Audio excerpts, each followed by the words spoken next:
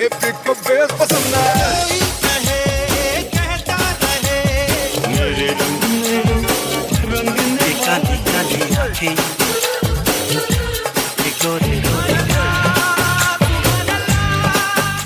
this is Asim. This is Sujoy. This is Amrita. And you're listening to Khandaan, a Bollywood podcast about the three main Khans of the Hindi film industry. Amir, Salman, And Shara.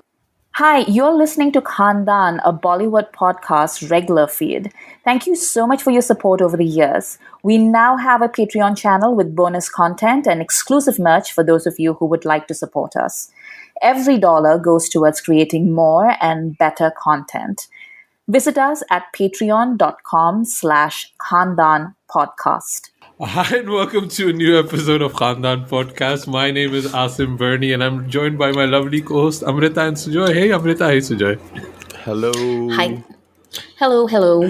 We are talking about, it's our catch-up roundup episode. We're talking about a few things that we watched, and we're also going to be talking about Cannes that happened. And this is basically sourced by our Patreon. We asked our Patreon, what should we talk about this episode? And they came up with some lovely ideas. So if you want to guide Khandaan Podcast on these weeks when there's no big releases, no major releases, we kind of asked our think tank at Patreon, what should we talk about? And this is what they came up with. So this is always fun. You want to be part of the Patreon think tank? Join us for $1 and get access to extra content and to us. Guys, have you been following Cannes? No.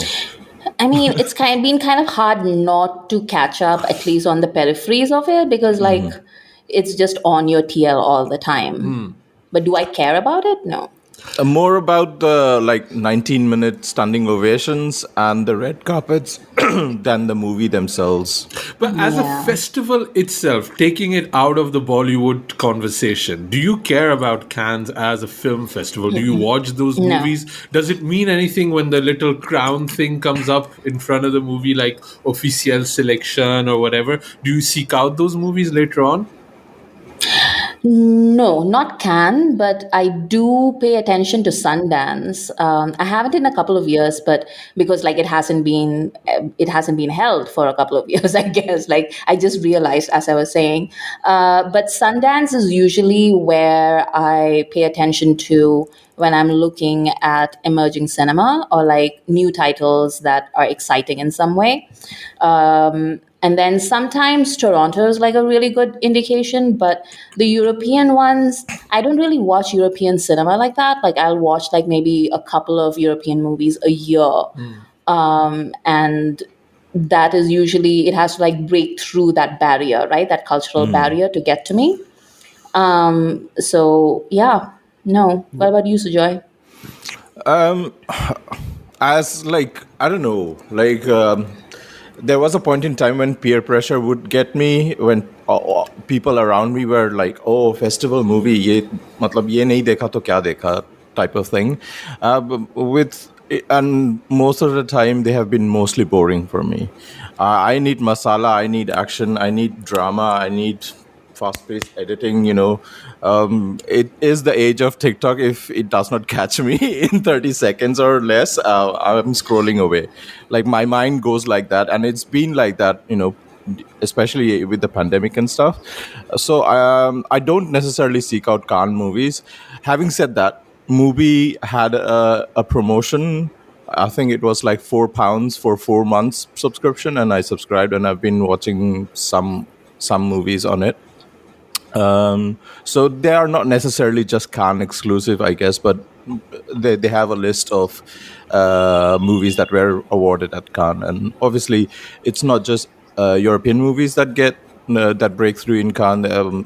Famously, Old Boy was awarded at the Cannes Film Festival when it was released. So yeah, but that's been my relationship.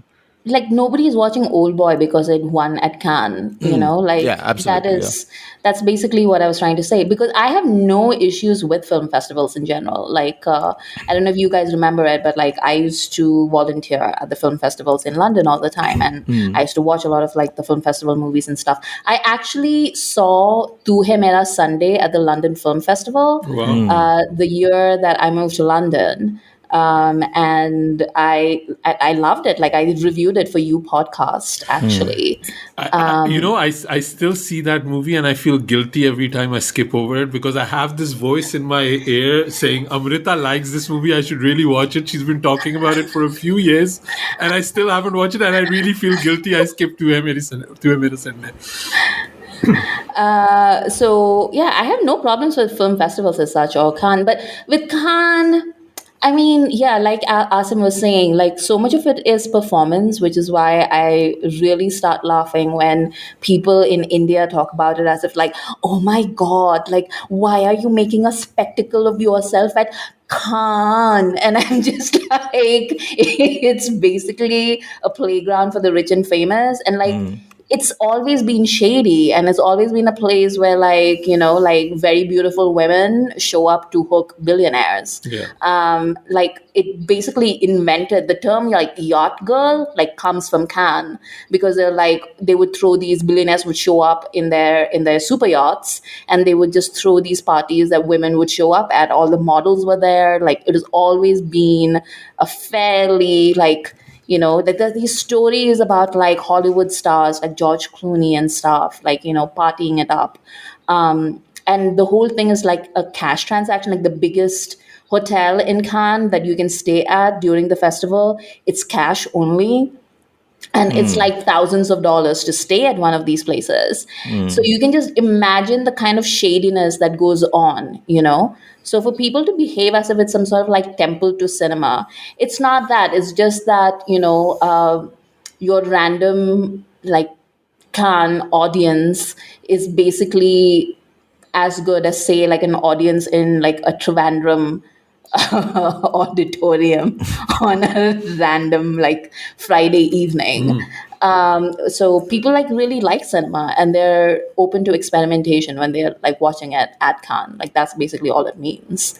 I think I watched the most of the Cannes movies. It still does have value for me. I was just going through the list of the last 3 years, and I've watched a lot of them. Like, Oh, we're wow. talking about. Asim, you're European. I know. Of course you watch Cannes. I'm seeing the difference here, the divide here that's happening. And yeah, I think it is like I was going through the list of the last 3 years, but like movies like Triangle of Sadness, Decision to Leave, even Parasite, all of these movies we've ended up all watching, right? Yeah. But even like The Worst Person in the World, these are movies that I have watched. But the one thing that I do find is that I have no sense of urgency for these movies. I don't feel that, it won the Palme d'Or, now I have to watch it now when it's out in the theatrical run. When it comes out on streaming, it kind of is still I have like a mental checklist. These movies were important, and I do watch them at home because I'm in that vibe. Like sometimes I want to watch like a really old ass movie, sometimes I want to watch like a artsy kind of movie, and when I'm in that vibe I do seek them out.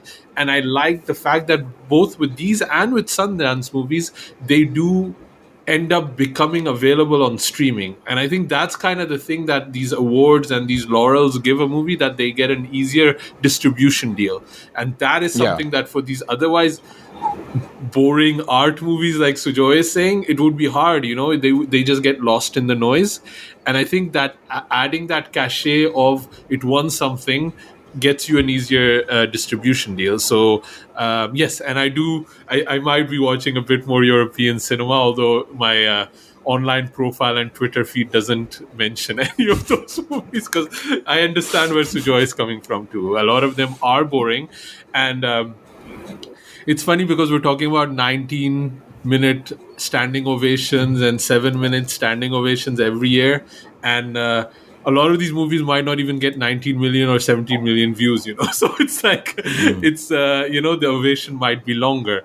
Talking about 7-minute, actually, before we get into that part, I want to talk about the whole red carpet thing that happens around it, and especially like since the last few years, since Aishwarya, I would say, it's become inevitable that us Bollywood Indian movie people get forced into the narrative of look at these dresses or don't look at these dresses, and I don't know. Amrita, what do you feel about all of those looks and things like that? I don't think Sujoy and me give a shit unless Sujoy can make memes out of it. I think that's the only part I he mean, cares about. I am not personally qualified enough to make any judgment calls on the fashion statements that they're making, because I'm an H&M boy. So For me, it's like, oh, they all look good. They look great. Like, what are you Yeah. complaining about? That's like, it's fine. Yeah, Aishwarya wore a kambal. It's fine. Wear whatever you want. Like,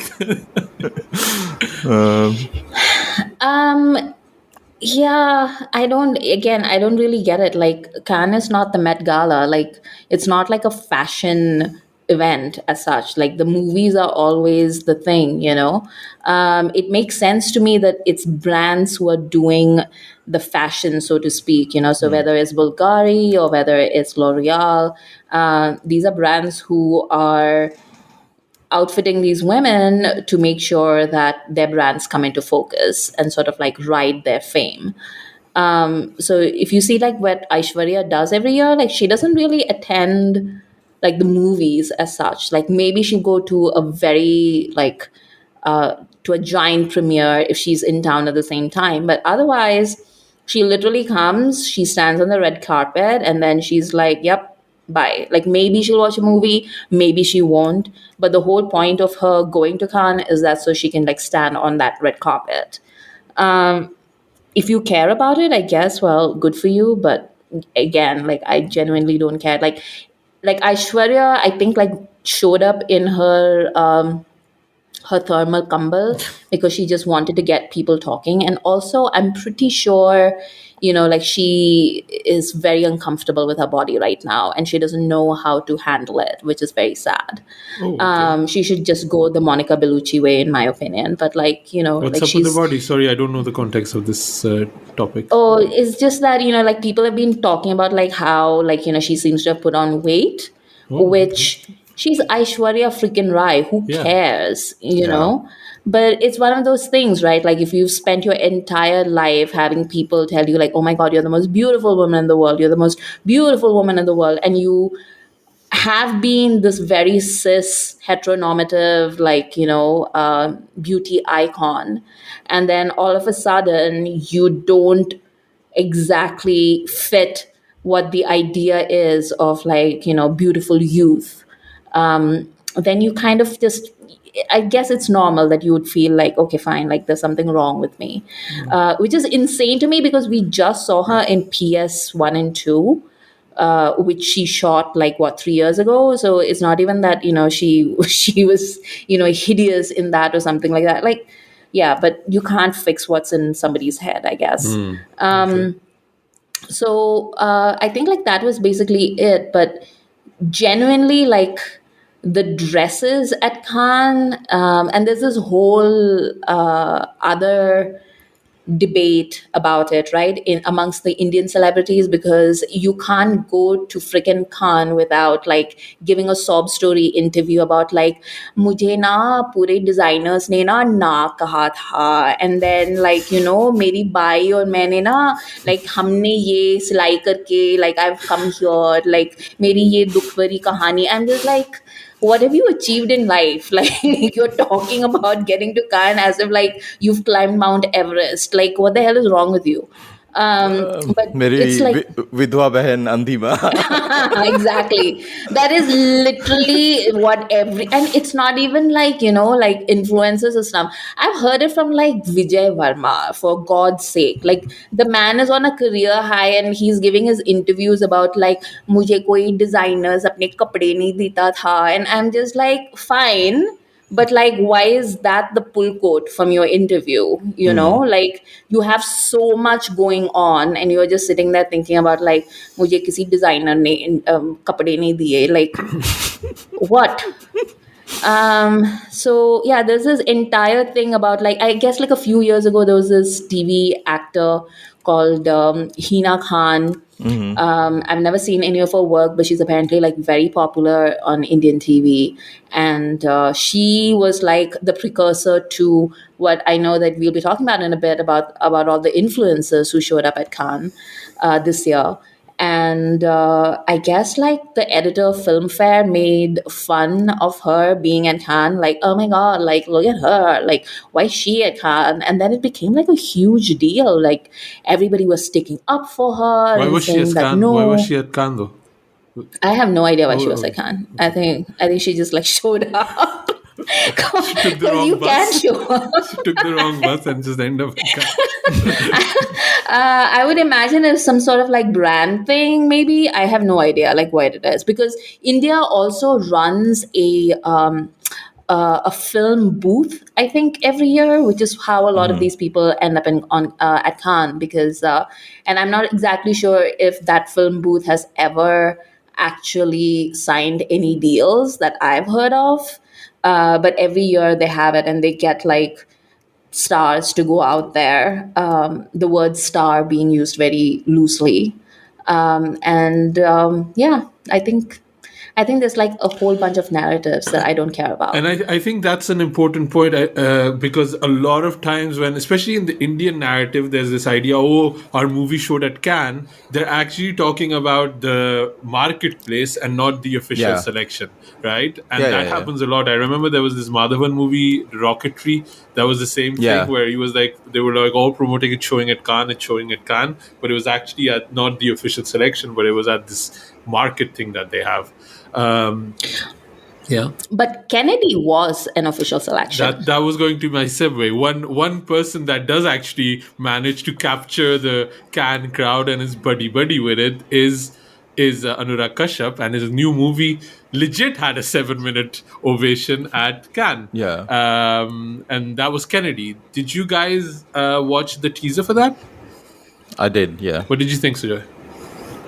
I thought it was a very cleverly edited trailer. Like it's always fun to when a trailer manages to capture our attention in a not a it doesn't feel like anything else that I've watched.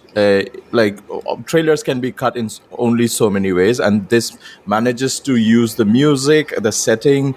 It really tells you what sort of a mood you are supposed to be in to watch this. It's going to be violent. It's going to be like a black comedy, but also like serial killer, like a train assassin perhaps. And there's Sunny Leone looking hot as.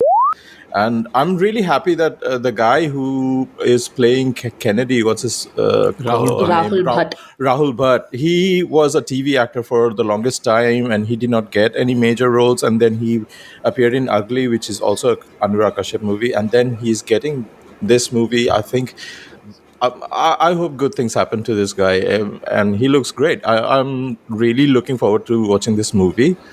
But at the same time, I'm not hearing many positive things about. Oh, really?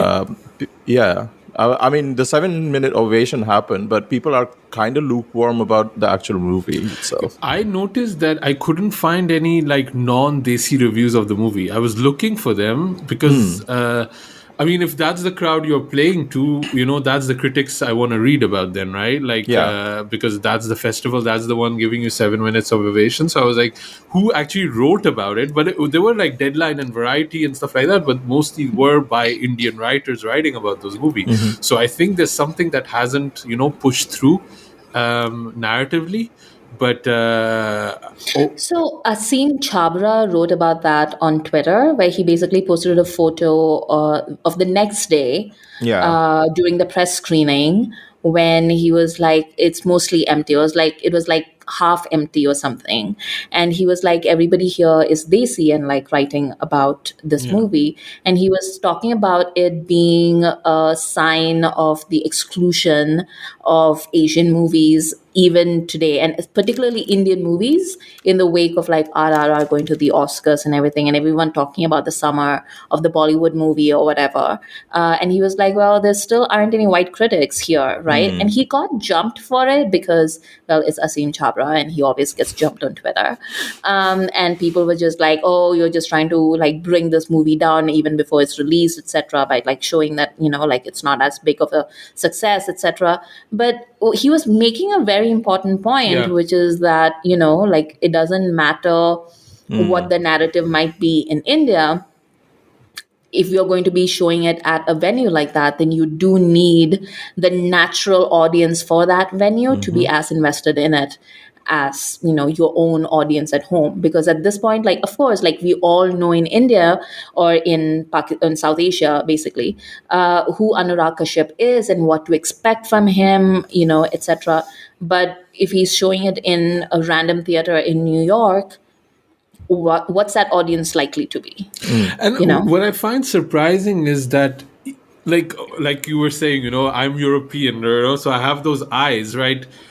The teaser, the poster, it looks good. Like, it does not Yeah.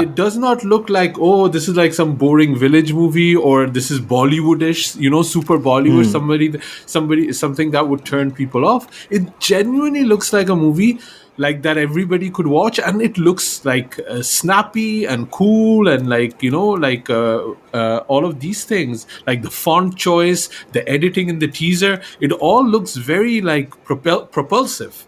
And still it doesn't connect with audiences. I've always felt there is also a bias 100% with white critics towards desi entertainment and cinema, for sure. Yeah. Unless it's not about poverty porn or some white people discovering their meaning of life in India, they just don't connect with it, right? Like, those are the two tropes that they like.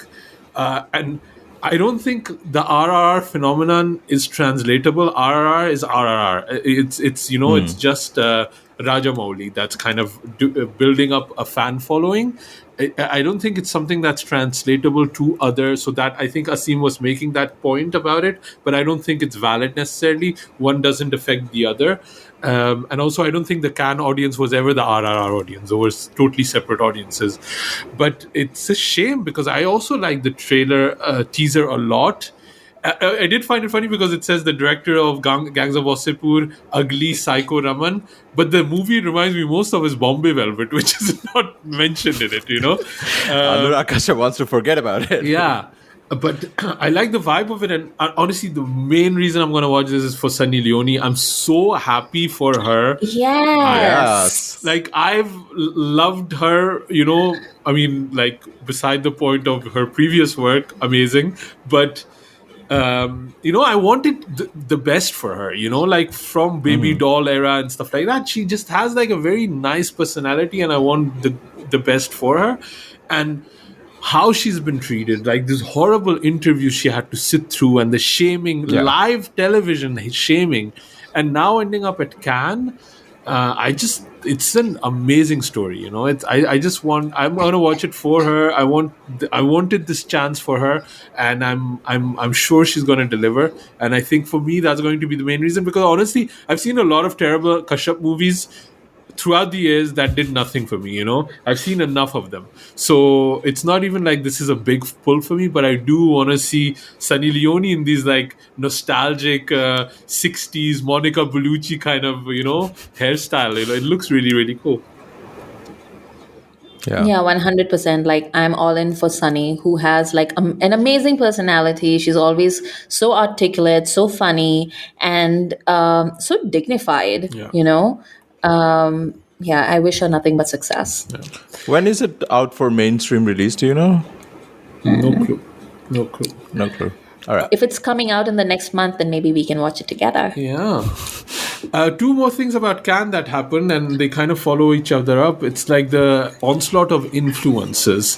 And funnily enough, we were invited by our good friend Ashanti Onkar to the Little Mermaid media event like a few weeks ago. My daughter went with her auntie, and it was like an influencer event, which I rarely go to. Usually I go to the press screening events. I never go to the influencer ones.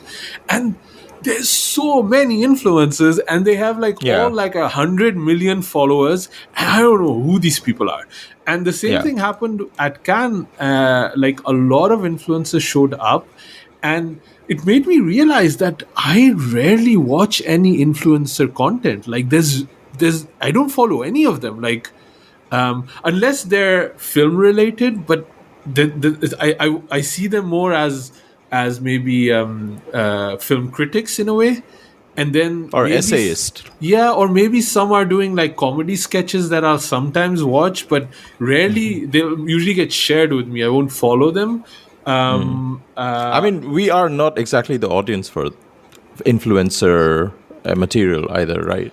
That's what I was going to ask you guys. Are you watching any influencer content, or do you? Is it an audience thing, or are we snobs? I don't. I think they would probably cut across the line. I'm sure that, like, I think we are out. At least speaking for myself, I'm outside that age bracket. Yeah.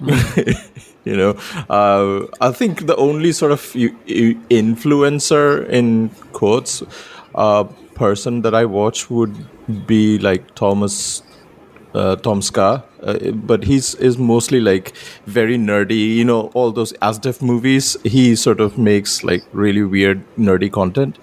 But other than that, no, I don't know if he would consider himself as an influencer either. But he makes Yeah. sketches. Yeah.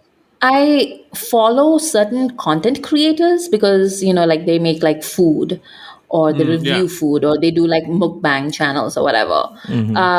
But I don't consider them to be influencers as such. So influencers, like, no, I don't think so. Yeah, the only one I like is Pulkit Kochar, our friend. Follow his stuff. Just saying, plug for him. But yeah, like these bare bicep guys and these. I had no clue who that guy was until a couple of weeks ago, and honestly, I long for those times. Yeah.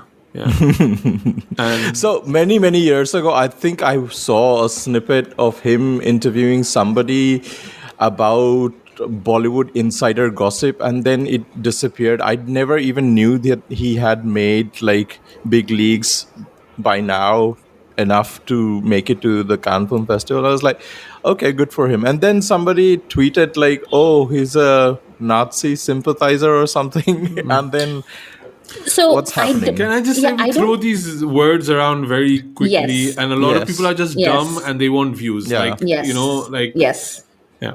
I think that's what it is with this guy. And I think so I don't know if you guys heard last week about this Indian American guy, this Telugu guy who was arrested because he rammed his car near the White House and said he wanted to kill President Biden and Kamala Harris. Okay. And he was, apparently he and they basically said that he was a white supremacist because in America there are like certain categories, right? And you just sort of like sort people into those categories, like, okay, you believe in this, so therefore like this must be it. And I was like looking at that guy and I was like, I don't think he's a white. And all the right wingers were like, oh, the Democrats aren't even trying, they're just like doing like false flags that is like really easy to deconstruct. And I'm like, no, it's not.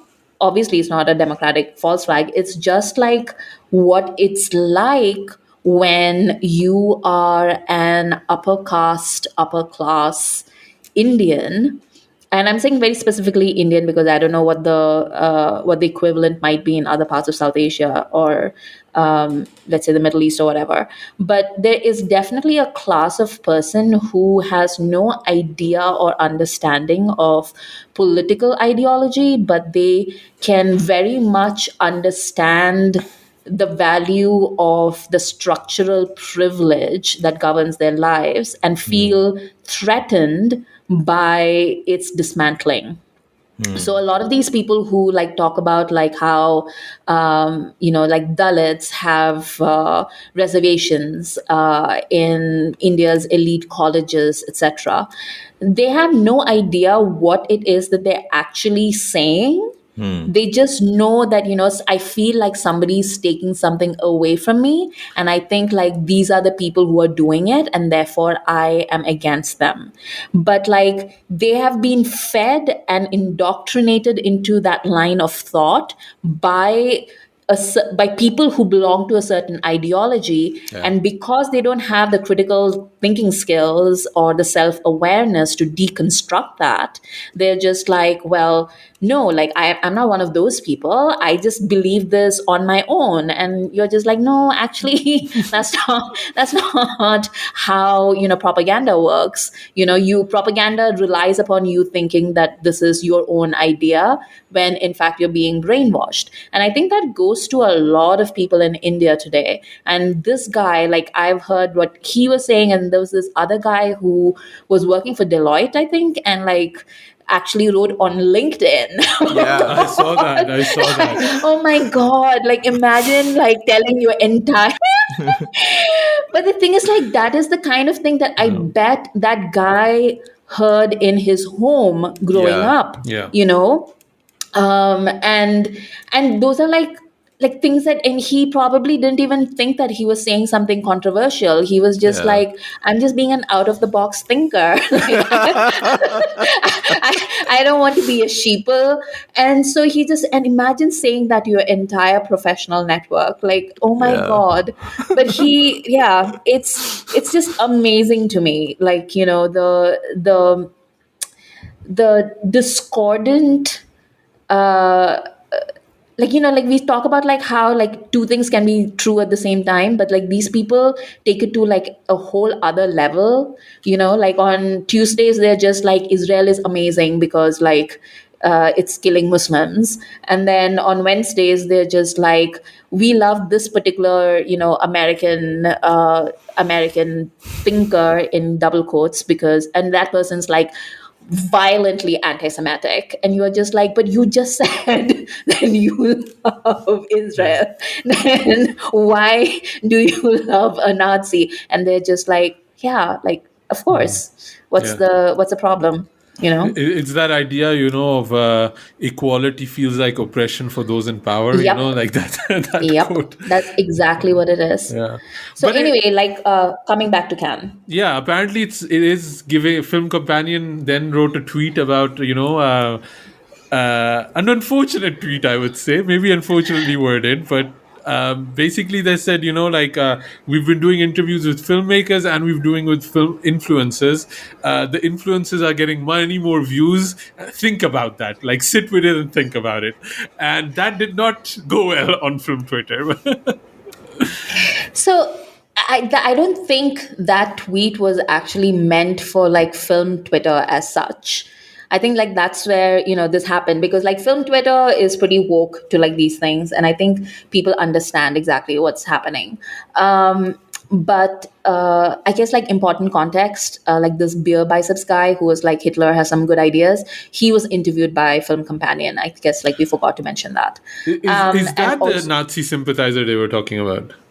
yes. So that's the okay. guy that they were talking about. And then also like last year, so our I guess like one of the ministers who is part of the INB ministry, which is the Information and Broadcasting Ministry, which oversees like film production, etc. So as I said before, there's like a film booth at Cannes every year for India.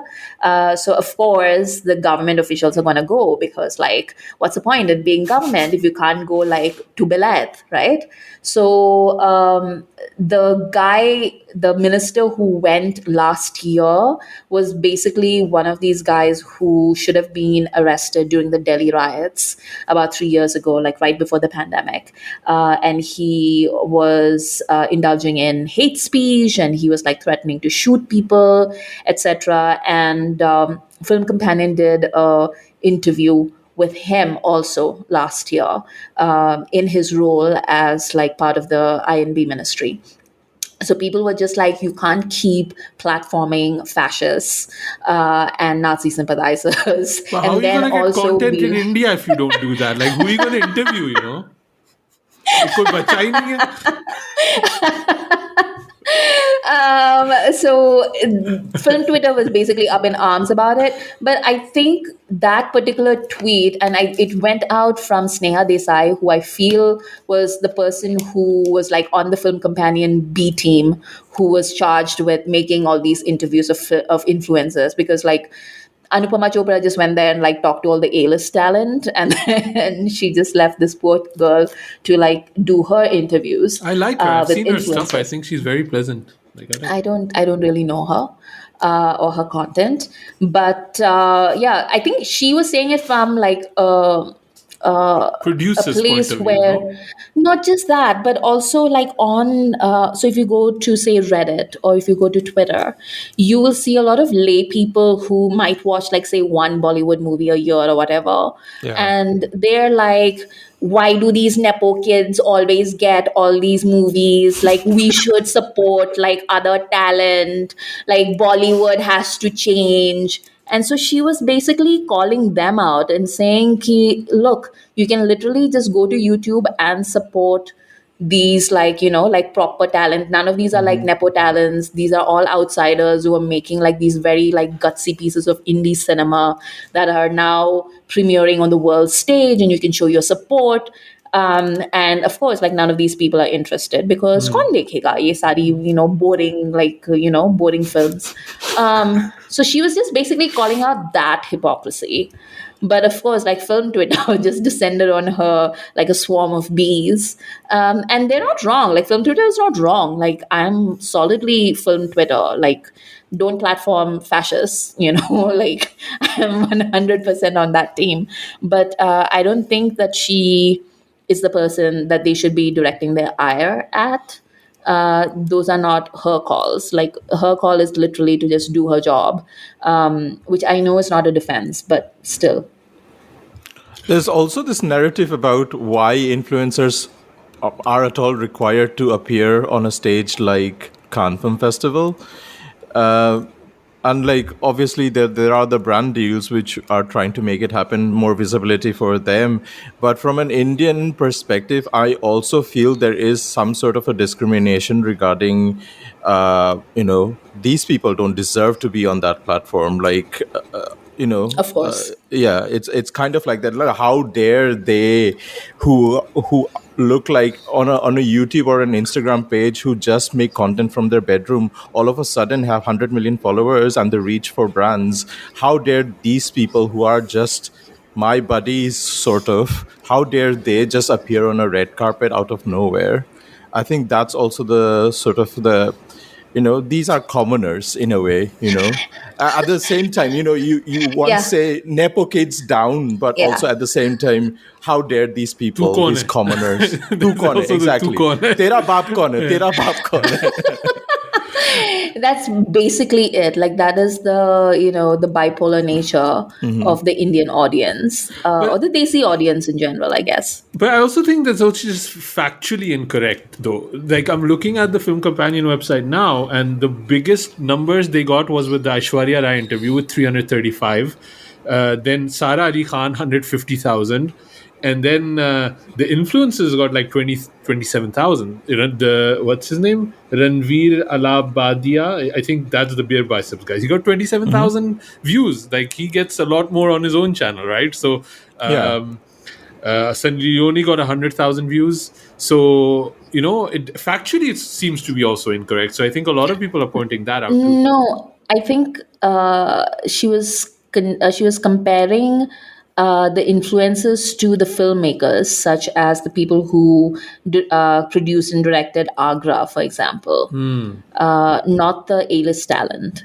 Okay. Like obviously, like if there'll be something incredibly wrong if an influencer is outviewing Aishwarya Rai, Yeah. That's the mother of all Yeah. influences. That makes sense, because those guys She's- didn't get more than 5,000, 10,000 views. Yeah. If that's what they're mentioning. Yeah. Well, yeah. But I mean, also, Yeah. like, was that something that's content driven? Like, I know even we, as to bring it to us, to Khandaan podcast, we get a lot of times people are asking us to review these movies that are very artsy or very old. Like this movie from Amir that they used to love, or like early career things. Like we've done Rak, right? I still Yeah. think it's one of our lowest viewed listened podcast ever. And although we had ton of fun, because that's always been the goal, is like us talking to each other, to our friends, and having fun conversation. We don't track as much like where the growth is coming from, but the numbers are just not there. It's people demand this kind of what like you're going after popular culture, or you're not talking about like serious movies, but nobody listens to them. Like we can't make a podcast or content for 30 people. It's just not feasible. And I think a lot of times people don't understand the economics of these things. I have to read this tweet that I got as a comment from Sneha's tweet, and this cracked me up. I have to read this. So this guy says, "So your intention is to earn money from YouTube views? Got it." Like, of course. What fucking world? What insane world are you living in? Like, it's a YouTube channel. What do you think people want to earn money on? Like, yeah, It finally dawned on him, got it. Like, did he think? I think like a lot of people actually do believe all that stuff about like production houses, and specifically Karan Johar paying off all of these channels, including Film Companion. I think they literally Yeah. do think like that is how they make their money. Like that's their economic model. And then it just like blows their teeny minds. Or like When they just, brand endorsement. Like, we get emails about brand endorsement. People, I cannot buy a full tank of gas with the money that they offer you. It's insane. Like, it's not, Yeah. yeah. That's why you should sign up to Patreon. It's really the only way to keep us going. correct. Let's move on to some other things we watch, guys. I think we talked about this nonsense enough. Yeah. Sujoy, man, I want to hear from you. You saw some cool movies that I really wanted to watch, and I didn't get a chance. You watched 2 of them, Yeah. right? You want to talk about Bhediya first, or Sirf Ek Banda Yeah, Kaafi? I think I'll talk about Bhediya first. So Bhediya is the Amar Kaushik movie. Amar Kaushik, who famously made Stree and Bala. Stree was one of his most successful movies, and one of the most successful movies from Bollywood in the last couple of years, out of nowhere, a horror comedy. And he comes back to, I think this is set in the same universe because there is a crossover, no spoilers. But it has Varun Dhawan in the lead role. There's Kriti Sanon in a Dora the Explorer hair. And Abhishek Banerjee is the crossover character from Stree that appears here as well. He plays the role of Janardhan, who is the cousin of Varun Dhawan's character. Varun's character is called Bhaskar. It's a werewolf origin kind of a story, and set in the state of Arunachal in India. And it's basically telling a morality tale about the moral of the story is conserve the environment. Prakriti nahi to pragrati nahi, or something like that. There was I don't know what that to means. paraphrase it. What does that mean? If there is no nature, there is no progress, or something like that. Yeah. So how the story is going to go, but the purpose of watching a movie like this is you want to have fun, right? Varun Dhawan is in there flexing his masala muscles, and then you have the Jungle Mein Kand Ho Gaya song and all of that. And but I thought this would be like, a lot of people have said that this was one of the better movies that came out last year. I don't know if it was just me watching by myself or not, but I sort of felt like the jokes didn't quite land for me. No, I feel like that's true because like I watched it in a theater which was like half empty, by the way. Oh, you watched it already? And yeah, it came out in the theaters last year. And it was like, yeah, like I would say like the mood in the room was definitely like meh. Like half the jokes were landing, but not as much as you would expect and it to. I think the problem with that is Abhishek Banerjee, who is like he's done decent work on like OTT shows, and especially in Stree, he was one of the demure characters who was like along with Rajkumar Rao and Apar Shakti, who was sort of making a good team of jokes. But here he's made as the comic relief, and he speaks so fast. His speech delivery, his words get mumbled. For a native Hindi understanding guy, I speak native level of Hindi, right? Even for me, it gets really difficult to understand what the hell he's saying. And that's not I think people need to speak a bit clearly. It's really frustrating when even I can't understand, and I don't think the jokes would land even in subtitles, and that was frustrating for me. I think what really impressed me was the background score, which was, I think, I saw the IMDb credit, which was recorded with the Budapest Film Orchestra, and the visual effects, which were like, okay, this is a like it's not at all a lot of budget was spent on the making of this movie, but the visual effects kind of surprised me how good they looked when I watched it. The hair animation on the Bhediyas and the forest, it was quite well done. It necessarily wasn't very scary because I watch a lot of horror, but it was a good 2 hours or so of entertainment spent, and I liked, yeah. How did you like the music? Because this was like one of my favorite soundtracks of last year. Oh, uh, there's Tumkeshwari, there's Jangal Mein Kand Ho Gaya, and oh, is there another song? There is a romantic song, Yeah, right? no, there's also like that song in the car when they're like Oh yeah, that kind of that's reminded me of Khana Kha Ke Daru Pee Ke yeah. Chale Gaye.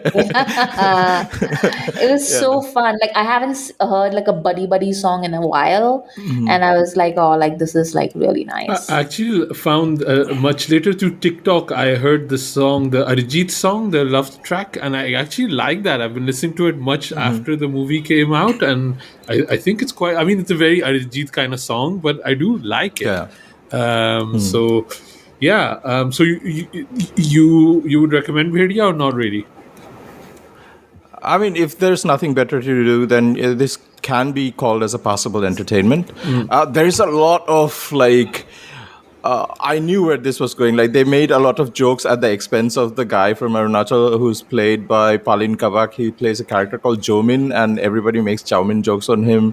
And then, like, obviously there is a redemption arc of the guy who makes joke at his expense, which is the Janardhan guy. He has this realization, oh, you are part of my India as well, and all of that. I mean, yeah, cringe, you know. But yeah, so that was Bhediya. I also watched the Manoj Bajpayee movie that came out on Z5. It's called Sirf Ek Banda Kaafi Hai, but the poster makes it look like if you're squinting, then you can only see Banda. So I'll just call it Banda.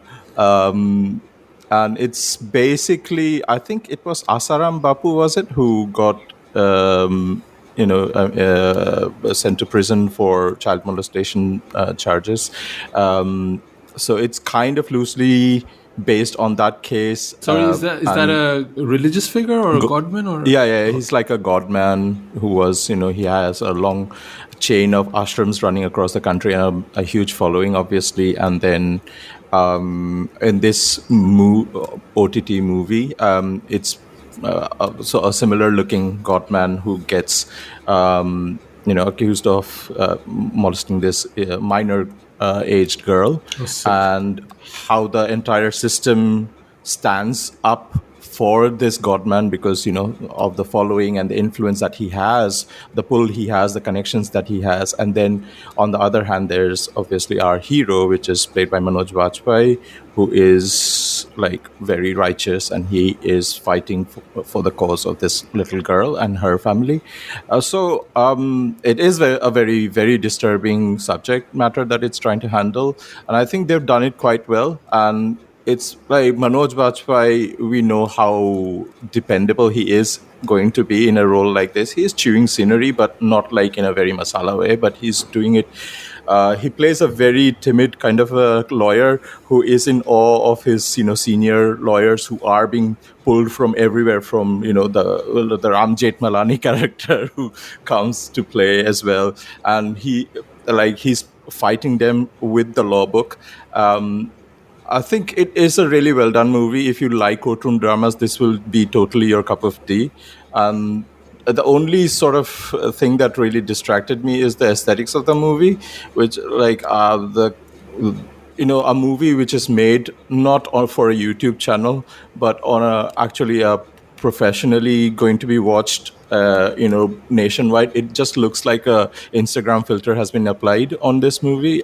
It just feels the same standard orange and teal look all throughout the movie. It just, it's very substandard in that way. But from an acting perspective, Manoj Bajpayee acts the out of this movie. It's really good. Okay. Nice. I actually read the movie is doing so well that it might even now get a theatrical release because it's doing this full Oh, on okay. streaming. So I'm excited to watch this. I just didn't get a chance for it. I do like courtroom dramas though. Yeah. Oh, one thing is there any like gruesome thing with the child No. molestation or No, okay, no, no. okay, then because then it goes bottom of my list. I don't wanna. I'm not in the Yeah. mood for that. What did you watch, Amrita?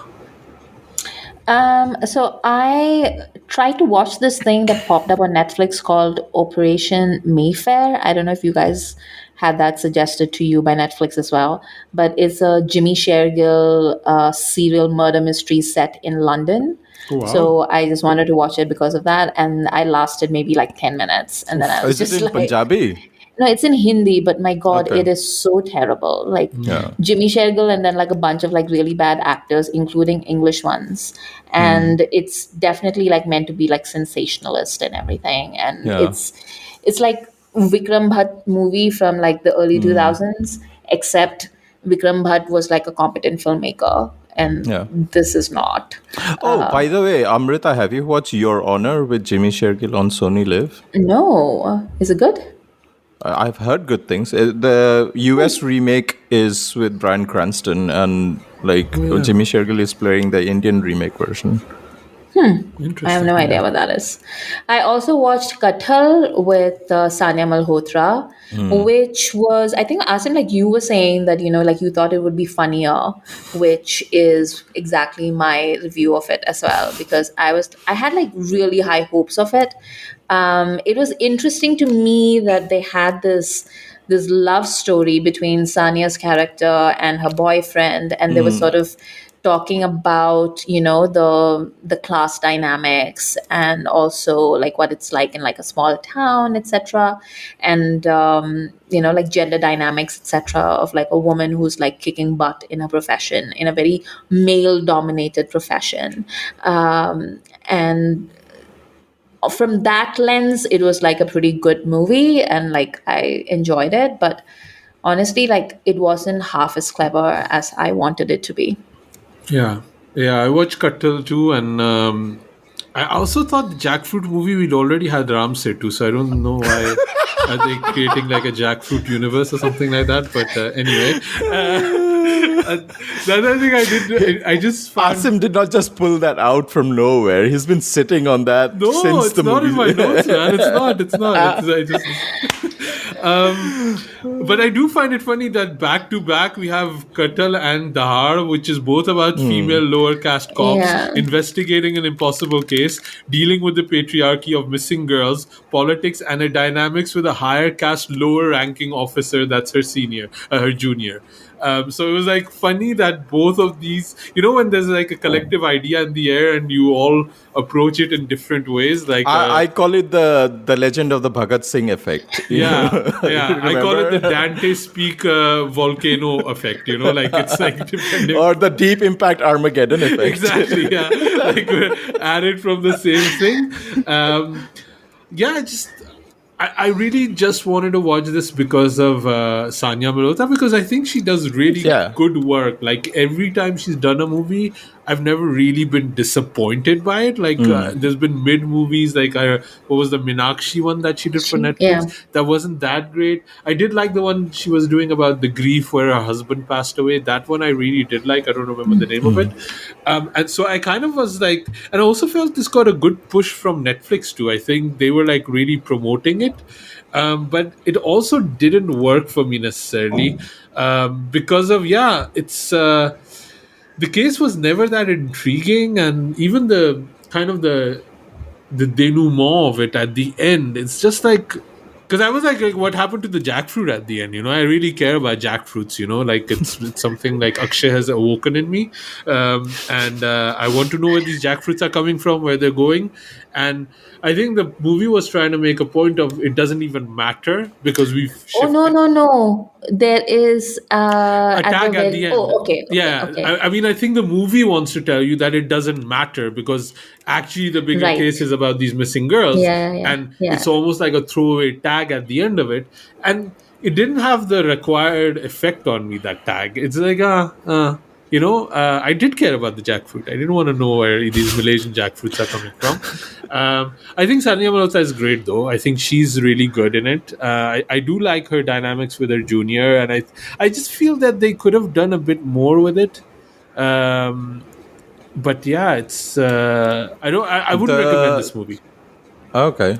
The widow movie that you were talking about is called Puglet. Puglet, yeah, that's Puglet. the one. Yeah, that was good. So yeah. I started watching Kathal, like I lasted pretty much like 5 minutes. I was very, very tired, and I think I fell asleep after that initial chase sequence, and then the banter the Havaldar and Sanya Malhotra's character they have, like sort of to establish their romance. I think that's where I passed out.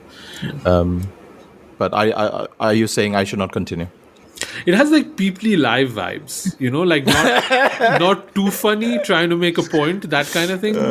That's my go-to movie. You were saying about the Khan leave, they don't matter to you anymore because Peoply Live out. Yeah. It's just one of. Yeah, it's just one of those things that, like Asim was saying, like, it's just trying to show you how, like, power and influence can make the system focus on things that really don't matter at all when there's, like, real life or death things that are happening. I did like that junkie girl, though. Like, she was hilarious and she was spunky. Yeah. And the idiots who, like, kidnapped her were, like, hilarious. Yeah, there's moments in it, but I think just there's a lot of content, and I don't think this one like stands out, unfortunately. Yeah. I did finish Dahad though. Speaking about, So did I. Did you finish it too? Yeah, I just want to kind of revisit it quickly about it because I think it kind of ends on a bummer. Like I was so hyped, and like it just abruptly ends. Like I was like, did Gulshan Deviai's daughter go to Delhi or not? Like all of these threads that they built up, and it just abruptly ends, and I was like, what happened there? Like, we're done? Like, is there another episode?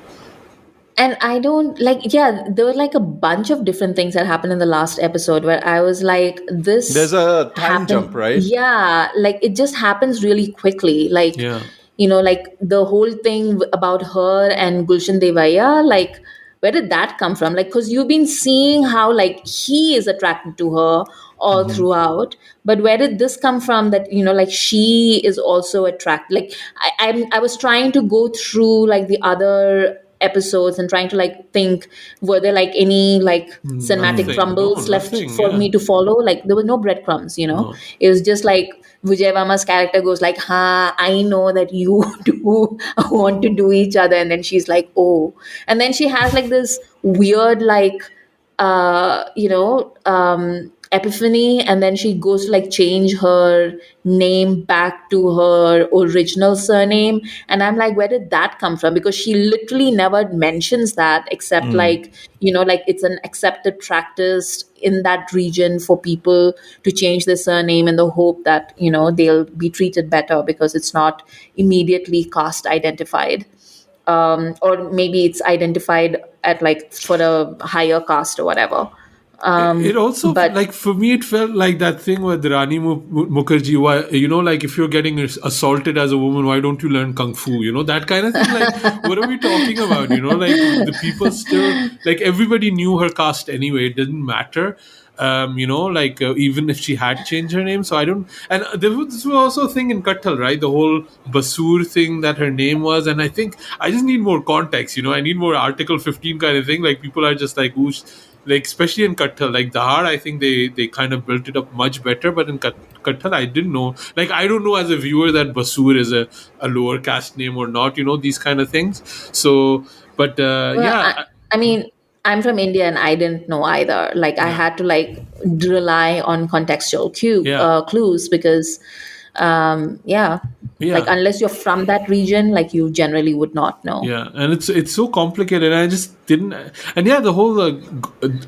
I just it made me a bit pissed about the whole thing because I just felt like I really liked the Gulshan Sonakshi relationship, and it felt like built on competence and respect, and adding that layer, even like from both sides, and adding like a question mark on it, it just felt like shitty. It's like I don't know why that was needed. Even there, like you said, there were no Yeah. breadcrumbs. There was no reason for it. There's also this moment where Gulshan is impotent, right? Like he can't sleep with his wife. I think there was a No, he can, but they basically have a very like his wife is not really into it, and so they have like a schedule, like like once a week or twice a week or whatever.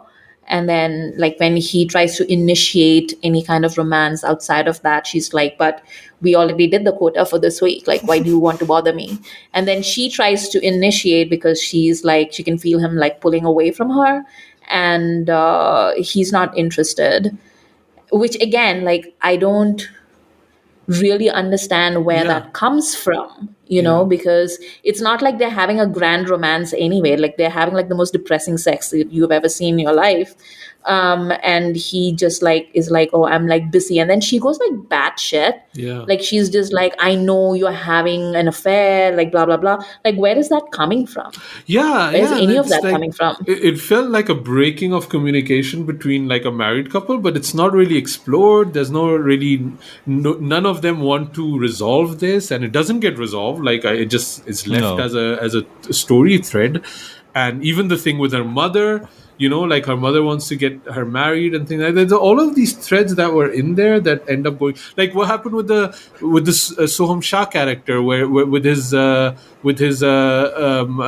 going to get a child, and he doesn't even appear in the last things, or he was going to get Yeah. a promotion. All of these things that were built up were very important, and it goes nowhere. It's just about catching this guy.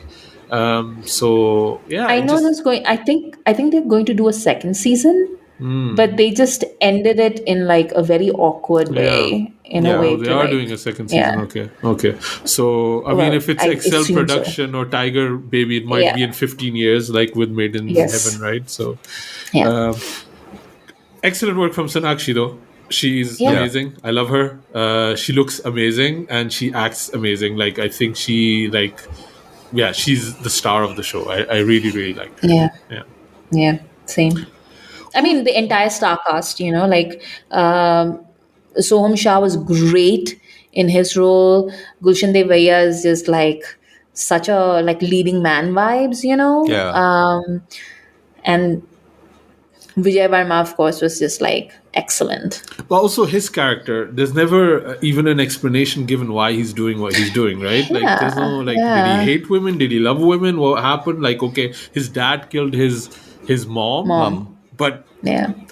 I don't understand how this become. Why does he hate his kid brother? Like all of these things, like a lot of threads that never really got. I just don't see like a second season necessarily story wise. Like they caught the guy, right? So the big thing is done. Is she going to catch somebody else? But if she catches somebody else, Yeah. then all of these story threads go to nowhere. So I don't know. It's a weird one. Yeah, unfortunate. But still a show I would recommend. Like I don't think the ending is good, but I do think the journey and everything else and the performances are really, really good. So I just wanted to quickly chat about it because I finally managed to finish it. And talking about finishing things, I think we're at the end of this episode too. Next episode we're doing Fana. Again, Yes. something from our Patreon that people kind of said, we miss the old format. Talk about, the Khan movies again. I think so. We're going to be bringing back that. I think I want to bring back some polls, and I want to talk about, because I don't think any big releases are coming out in the next few weeks. So we're going to get back to our old formula. Excuse you, like, do you mean to say that Adipurush is not a big release? Yeah, you are specially coming to London to watch this movie. Yes. So it is yes. a big. I think that's the bigger part of Adipurush than the movie itself. And I will need somebody to explain this movie to me. I will not get anything out of it, and I do not. I love that you think a movie in which a giant teddy bear is commanding an army is something that Sujoy and I will culturally understand, because I can promise you nobody is going to understand this movie. Like, I am very I'm very humbled by your faith in us. Faith is unlimited in you guys. You should know this. I want to know about the Monkey Army, man. It sounds amazing. Guys, I think this is it for this episode. Sujoy, where can people find you online? You can find me on Twitter, Instagram, and TikTok at 9E3K. And you can also follow Khandaan Podcast on our socials at TikTok, Instagram, and Twitter at Khandaan Podcast. Amrita? You can find me on Twitter at AmritaIQ, and you can also subscribe to our newsletter at khandaan.substack.com. We do giveaways, we plan or we announce our meetups, which there's probably going to be another one at the end of June, maybe. We're still sort of like discussing the dates Or a and picnic? things like that. Maybe a picnic we can do. Maybe a picnic. I would love to do a picnic, but it all depends. So We can do a picnic where everybody brings their own food and feeds us. That's Bring gummies. I was going to plug the newsletter because I think it's an amazing edition this time. I really like the format. I liked it was really well done. Thanks, Amrita, for that. Apparently, also, sharing our reels is a good way to get more viewership. So, Sujoy is doing a lot of work on TikTok and on things. So, instead of just liking it, if you can also share them, that would be really cool of you. Spread the word. Spread the love. Spread the word. So, thank you for listening. Drop us an email at youpodcasting@gmail.com. Khandaan Podcast on the acting. Girl, you're my chum,